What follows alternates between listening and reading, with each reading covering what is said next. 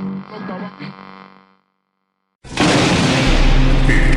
Nights of Halloween Gaming.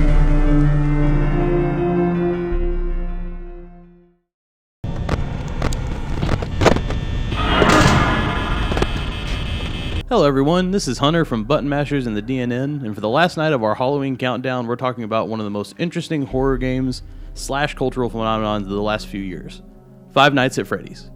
Five Nights at Freddy's is a point-and-click survival horror game that was released on August 8th, 2014 for the PC. And interestingly enough, it was actually only developed by one person, Scott Cawthon. It's been extraordinarily successful since launch and has even spawned 3 more games since its original release. But what makes Five Nights at Freddy's so special, and why is it even on this list? Let's take a look. In Five Nights at Freddy's, you play as a night security guard who has just been hired at Freddy Fazbear's Pizza, which is basically just a more nightmarish Chuck E. Cheese, or less nightmarish depending on how you think Chuck E. Cheese. Your job, as explained in voicemails left by the employee that your character is replacing. Hello? Hello? I wanted to record a message for you to help you get settled in on your first night. Involves keeping watch over the restaurant from midnight till 6 a.m. So that's it. Seems pretty easy. Totally not scary in any way, right? I mean, I'm just sitting in this room like for 6 hours. Got some buttons I can press. Oh, I got some cameras. Oh, look, I even got 3 friendly animatronic animals to keep me company. And there's some stuff. Well, at least I thought there was 3. Yep, Five Nights at Freddy's is a game where you have to make it through each night by keeping track of the creepy animatronics that freely walk around the restaurant at night. You, the player, cannot leave the room that you start in, but you can view several cameras placed around the restaurant and have access to 2 hydraulic doors that you can open and close to keep yourself safe.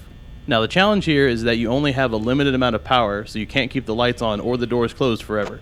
You have to find a way to balance these tools to keep the animatronics at bay. If all that wasn't creepy on its own, the game makes sure to go out of its way to let you know that these robotic monstrosities don't just give you a quick scare when they make it into the security room. If they happen to see you after hours, probably won't recognize you as a person. They'll most likely see you as a metal endoskeleton without its costume on. Now, since that's against the rules here at Freddy Fazbear's Pizza, they'll probably try to forcefully stuff you inside a Freddy Fazbear suit. Now, that wouldn't be so bad if the suits themselves weren't filled with cross beams, wires, and animatronic devices, especially around the facial area. So you can imagine how having your head forcefully pressed inside one of those could cause a bit of discomfort and death.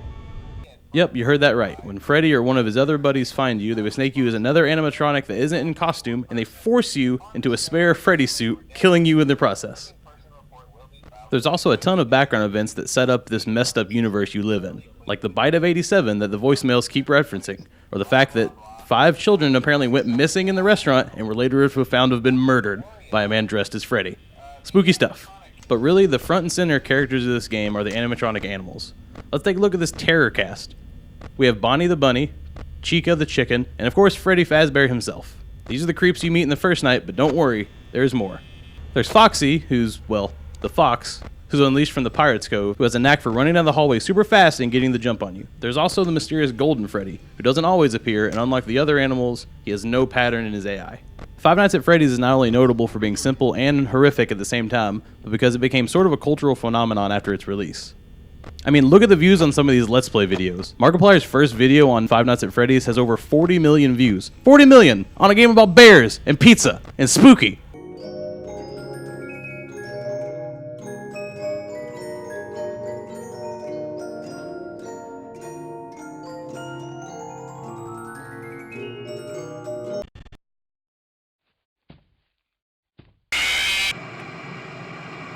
It's a very interesting horror game that I think everyone should try, because it shows that even simple game design can create a very unique experience, and also it somehow makes the same repeated jump scare terrify me every single time. If you've enjoyed our countdown over these last 15 spooky days, make sure to check out Damn Good Podcast. It's an entertaining and hilarious look at basically everything, filled with comedic sketches, humorous characters, and the things that the guys from Damaged Goods Improv find funny. Also, make sure to check out our other videos in our Halloween Countdown series if you haven't already got a chance, as well as DestinationComics.com, where you can find all of our other awesome shows and podcasts. Thank you guys so much for sticking with us through these 15 nights of Halloween gaming. I'm just going to go ahead and shut this video off here, and, well, that's weird. The video's still going, even though I ended it. Let's So let me try that. Oh, it's a staticky now.